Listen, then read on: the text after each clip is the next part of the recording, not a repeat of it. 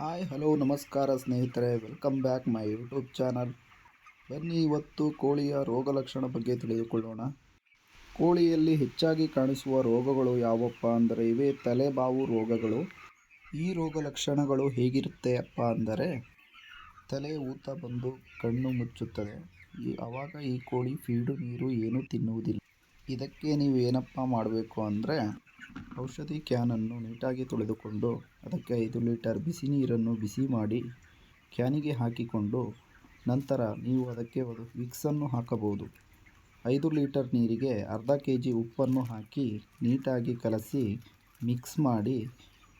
ಹಾಗೆ ವಿಕ್ಸ್ ಏನಕ್ಕಪ್ಪ ಹಾಕ್ತೀವಿ ಅಂದರೆ ವಿಕ್ಸು ಬಿಸಿನೀರಲ್ಲಿ ಮಾತ್ರ ಕರಗುವುದು. ನೀವು ಬಿಸಿ ನೀರನ್ನು ತೆಗೆದುಕೊಂಡು ಹಾಕಿ ನಂತರ ವಿಕ್ಸನ್ನು ಹಾಕಿ ಒಂದು ಕ್ಯಾನಿಗೆ 5 ಲೀಟರ್ ಕ್ಯಾನಿಗೆ 2 ಡಬ್ಬಿ ಹಾಕಿದ್ರೆ ಸಾಕು, 2 ಚಿಕ್ಕ ಡಬ್ಬಿ ಹಾಕಿದ್ರೆ ಸಾಕು. ಅವು ನಂತರ ಅದರಲ್ಲಿ ಒಂಥರ ಘಾಟ್ ಬರುತ್ತಾ ಇರುತ್ತೆ.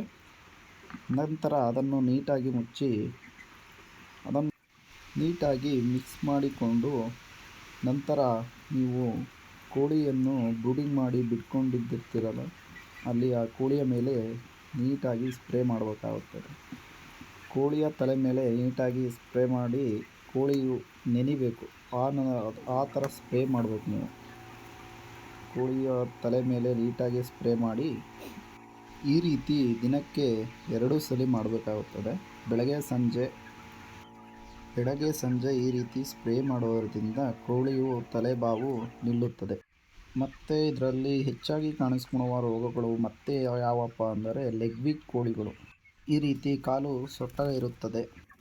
ಲೆಗ್ ವೀಕ್ ಕೋಳಿ ಬರುವುದು ಅವಾಯ್ಡ್ ಮಾಡಬೇಕು ಅಂದರೆ ನೀವು ಸುಣ್ಣವನ್ನು ನೀರಿನಲ್ಲಿ ನೆನೆಸಿ ಅದರಲ್ಲಿ ಬರುವ ತಿಳಿ ನೀರನ್ನು ತೆಗೆದುಕೊಂಡು ಅದನ್ನು ವಾರಕ್ಕೆ 1 ಸಲ ಡಿಂಕರಿಯಲ್ಲಿ ಹಾಕ್ಕೊತ ಬಂದರೆ ನಿಮಗೆ ನಿಮ್ಮ ಫಾರ್ಮಲ್ಲಿ ಲೆಗ್ ವೀಕ್ ಬರುವುದು ಕಮ್ಮಿ ಆಗ್ತಾ ಹೋಗುತ್ತದೆ.